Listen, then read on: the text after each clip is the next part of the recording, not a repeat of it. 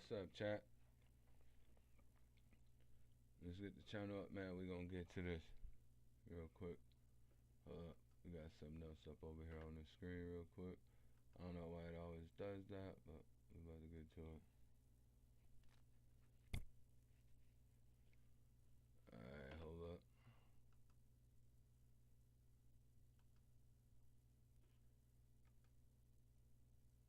Alright, let's get into this over here. Hold up.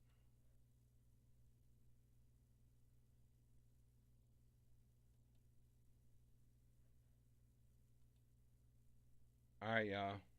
We're about to get into this one. The top 10 prisoners that the government is hiding for your own protection. Let's get into this. Let's see how bad these fools are. Let's go. A lot of evil. Oh shit, hold on, y'all. I'm tripping. I ain't even got that shit. I got that shit on my speakers. Hold on, y'all. I gotta put that shit on my headphones. Out there. I mean, truly, it is everywhere, and it's terrifying to think about how many scary people walked among us before they got caught. Welcome back, everyone. I'm your host Kennedy, and buckle up because today we are counting down the top 10 evil prisoners the government are hiding for your own protection. Starting us off at number 10 is John Justin Bunting. Known as the ringleader for the infamous Snowtown killings, Bunting is responsible for the death of 11 people in South Australia between 1992 and 1999. John Justin Bunting was a troubled man known to have an intense hatred for homosexuals as well as people interested in minors. And while I think we can all agree that it's understandable he hated those in— Look at that dude, man. He just, look at them eyes, bro. He trying to smile and shit, but those eyes just put off fucking evil, bro. I don't know what the fuck's up with my shit right there. That shit is crazy. Interested in minors. The problem is that he never had any proof that his victims were criminals of such things and would just assume they were because they were also gay. Most of his— Yeah, hold on, that shit about to drive me crazy. I gotta fix this, hold on. There we go, never mind, I fixed it. Alright, let's get back to it. Victims were either friends, roommates, or relatives, and along with his 3 other conspirators, he would kidnap the victims, then torture them in various sick ways before taking their lives. The case was uncovered when the remains of 8 people were found in barrels of acid in Snowtown, Australia. Then 3 days later, 2 more victims were found buried in a backyard. Allegedly, their final victim was fried and eaten by Bunting and his gang. What the bro? What is wrong with people out here, bro? Niggas is real life carnivores out here, bro. They said they done fried and ate this man. Bro, I don't give a fuck how starving I am. I ain't about to eat no human flesh, bro.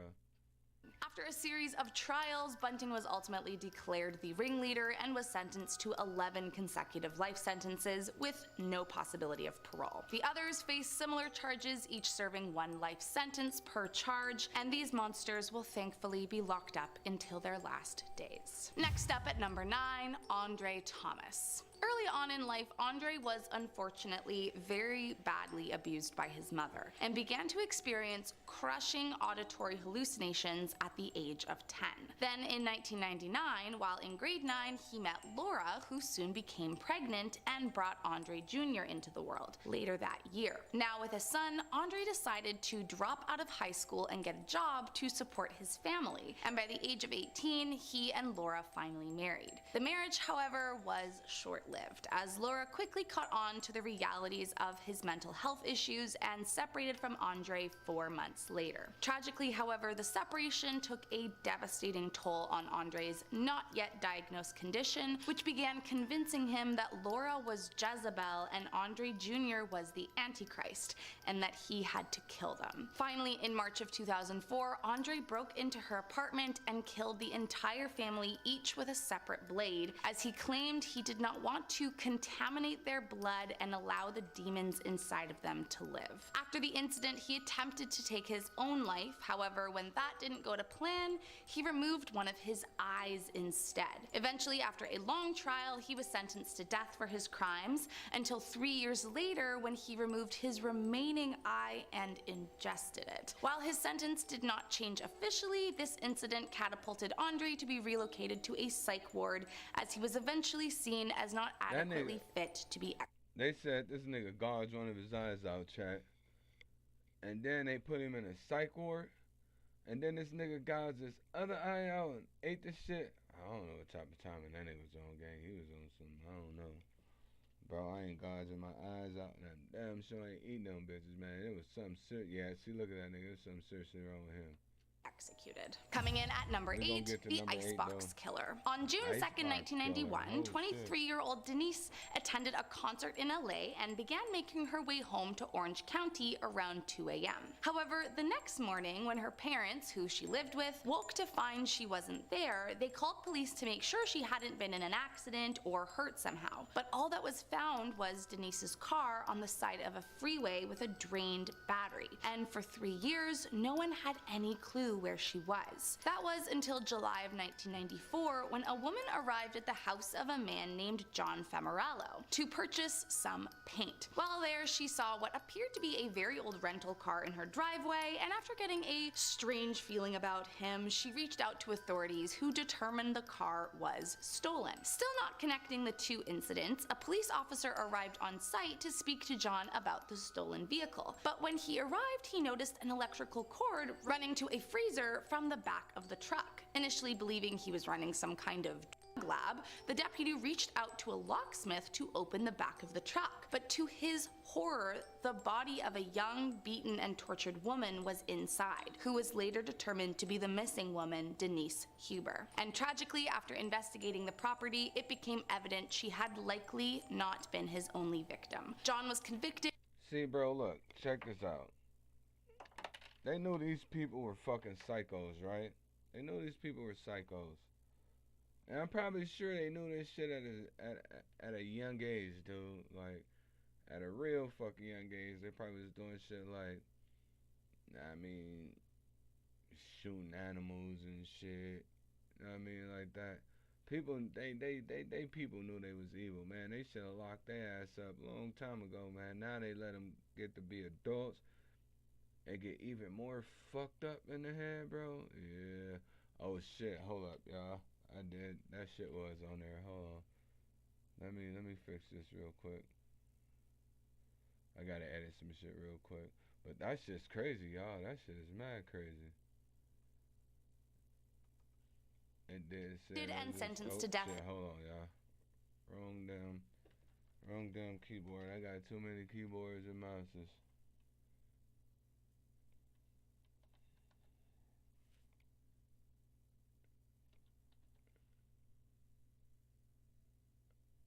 What the fuck? Bro, come on.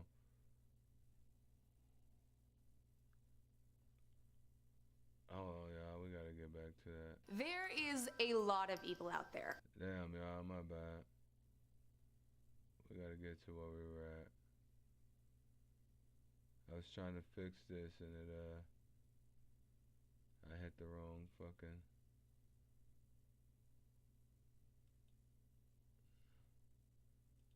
Who was later. Alright, I hit the wrong mouse, y'all. My bad.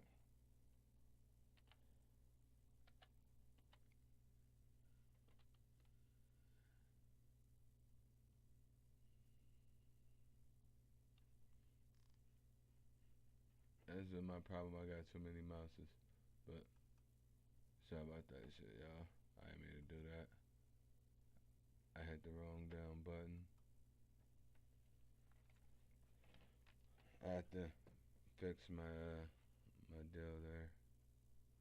Alright, let's go get back to it. They're determined to be the missing woman, Denise Huber. And tragically, after investigating the property, it became evident she had likely not been his only victim. John was convicted and sentenced to death in 1997 and remains locked up in California awaiting his fate. Coming in at number 7, the pig farmer killer. Robert William Picton, or Willie, is a Canadian pig farmer responsible for killing. I know what he did. I lived in Montana long enough, dude, and I know what they say about pigs. And I bet you they gonna say exactly what I'm gonna say after. 49 women between 1982 to 2002. Willie was known to be a fairly quiet and simple guy by his friends and family, and after his parents' death, took over the family farm in 1980. But once he was in charge of the farm, he would soon become a monster. While it's not known exactly the detail of each crime, it's believed he would engage with escorts and then in the middle of, well, you know, would get extremely angry and blame them for thefts or crimes. The situation would escalate and he would ultimately handcuff the victims before attacking them and take their lives. But the creepiest part is that from there, he would take the bodies of his Grind them up. victims. Not even grind them up. Take them outside, bro. Fucking let the pigs get them. The pigs eat anything, bro. They not even gonna find the fucking bones. And put them through a wood chipper before feeding it to his pigs. And it's believed that some of the resulting bits would get mixed in with pork mince and sold to friends and family. Upon his 2002 arrest for his crimes, Willie admitted to all accounts and was even disappointed as he was trying to round out his tally to an even 50 prior to being caught. Willie was sentenced to life in prison with no chance of parole for at least 25 years, although it seems highly unlikely they are ever going to let him leave. Coming in at number 6. If they let that dude out of fucking prison, dude, they ass need to be locked up. They ass need to be put through a grinder, and they ass need to be fed to a pig, because that nigga is pure evil, son. He is pure evil.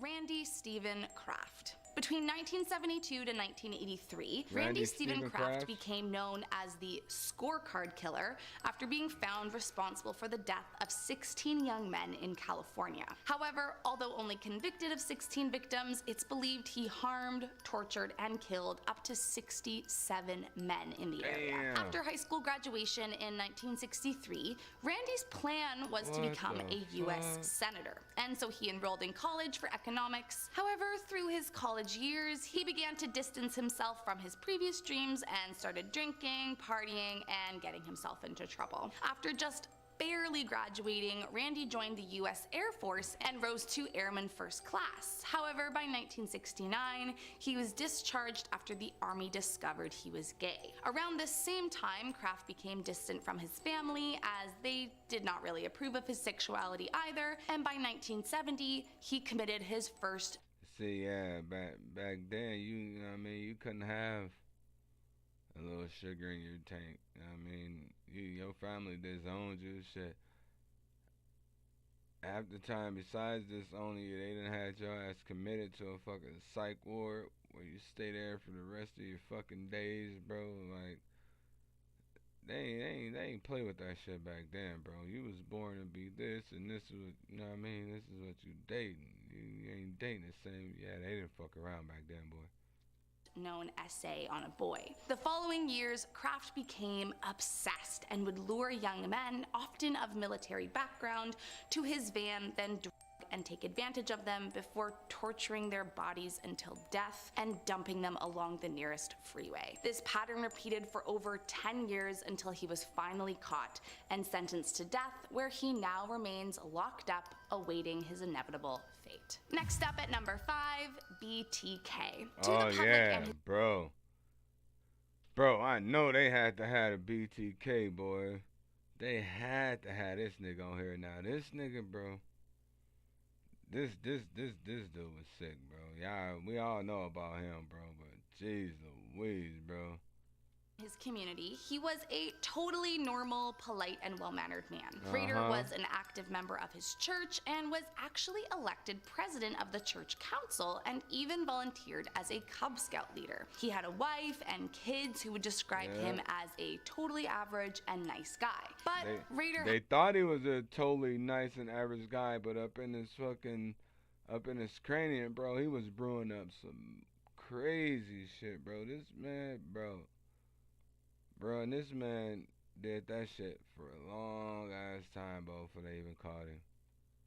Had a dark secret that would soon change everything. Despite his outward persona, he was actually a truly disturbed man and was into some pretty terrifying things in the bedroom that eventually leaked their way into his crimes. To start off, I'll give you a hint. BTK is an abbreviation that stands for bind, torture, kill. And it was disturbing things along those lines that he liked to do to, as he put it, trapped and helpless women. But if a woman wasn't available, he would take pictures of himself in women's clothing wearing a mask of a woman's face and bind himself as he seemed to enjoy living out a fantasy as his own victims. Between 1974 to 1991, Dennis Rader killed 10 women in Wichita, Kansas, and was known to send taunting letters to the authorities and media describing his crimes in gruesome detail. There was then a strange hiatus in his crimes for about 10 years, but thankfully this creep was arrested in 2005 and is currently serving 10 consecutive life sentences, one for each woman he killed. Coming in at number 4, George Emil Banks. Despite having a previous criminal record for an armed offense, Banks managed to get a job as a correctional officer in 1980. However, in 1982, Banks began worrying coworkers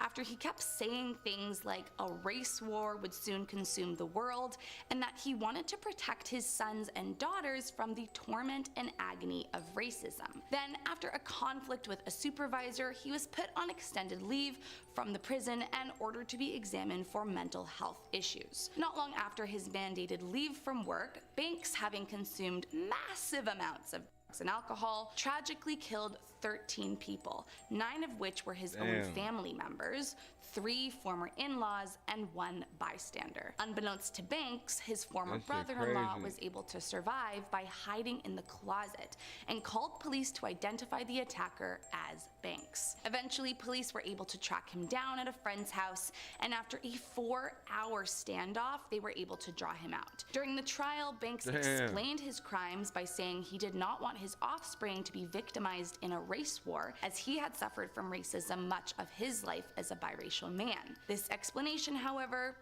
See, bro? They didn't play that shit back then, but... Man, these motherfuckers are evil, bro. Jeez.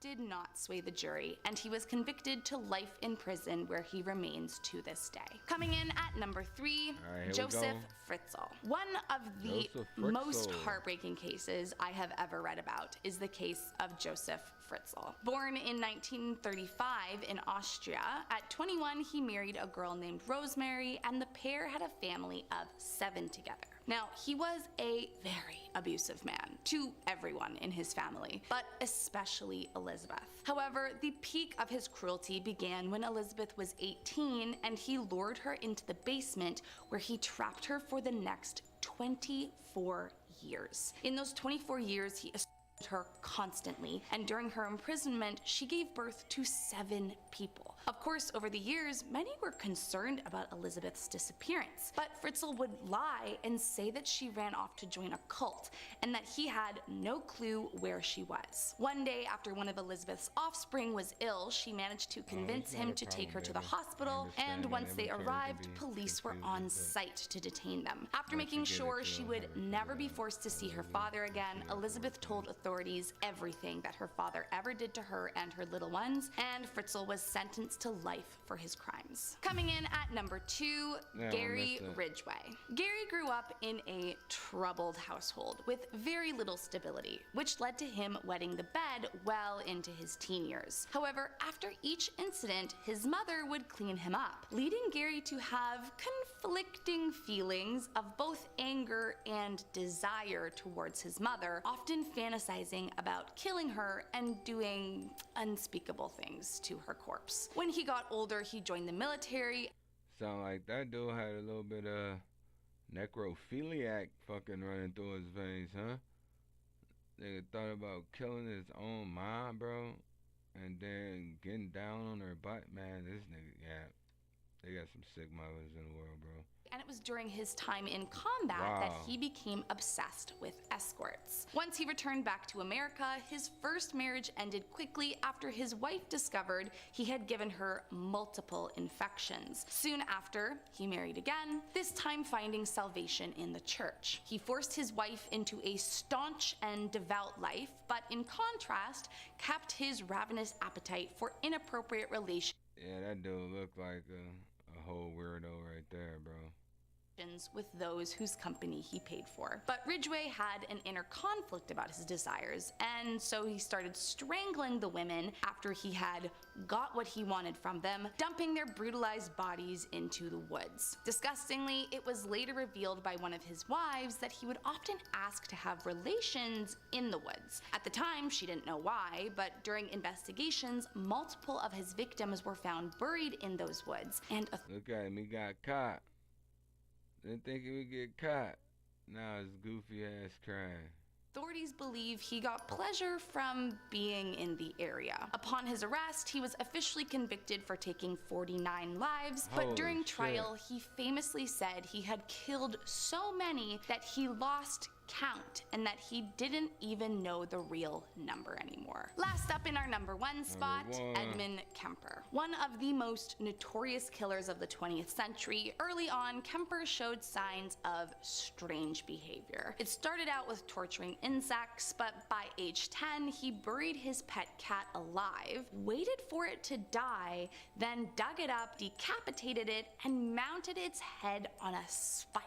From there, things only got more concerning. By the age of 13, his parents divorced and his mother became his sole parental figure. However, she was an abusive alcoholic who mocked and humiliated the boy, and so their relationship turned into an extremely toxic one. At 14, Kemper ran away from home to try and be with his father, but eventually ended up living with his grandparents, and that is where things got really bad. At age 15, he killed both his grandparents and was arrested for the crimes. However, due to his age, he didn't face any criminal charges. By 1969, on his 21st birthday, he was released on parole against his psychologist's warning and sent to live with his mother. Kemper, however, hated his mother, and the two fought non-stop. By 1972, he began seeking out college student victims after a fight with his mother, and by 1973, he had taken the lives of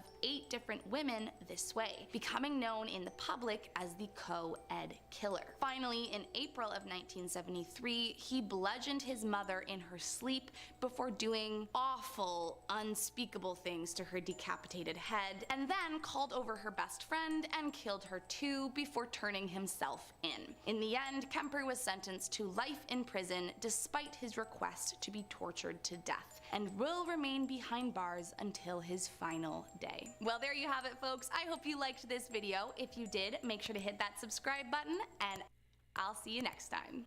Bro, they had, them motherfuckers need to be locked up for the rest of their natural born lives, bro. They had some weird motherfuckers up in there, bro. They're not, actually, to be honest with you, they say that they're keeping them in prison. I mean, for our protection. Shit, let one of them motherfuckers get out and come my way. Shit, they gonna need no protection. Shit, they gonna need a body bag, nigga, on the real. On the really. But y'all, that was it, man. The most, the top 10 evilest prisoners that the government is hiding for your own protection. Yeah, they had some sick individuals up in there, but hey, man, they keeping them there. If they ever get out and come my way, they ain't gonna have to worry about putting them back in the jail. Do the cemetery and the morgue, boy. But thank y'all, man, for rocking with your boy, man. I'll catch y'all on the next one. We up out this joint.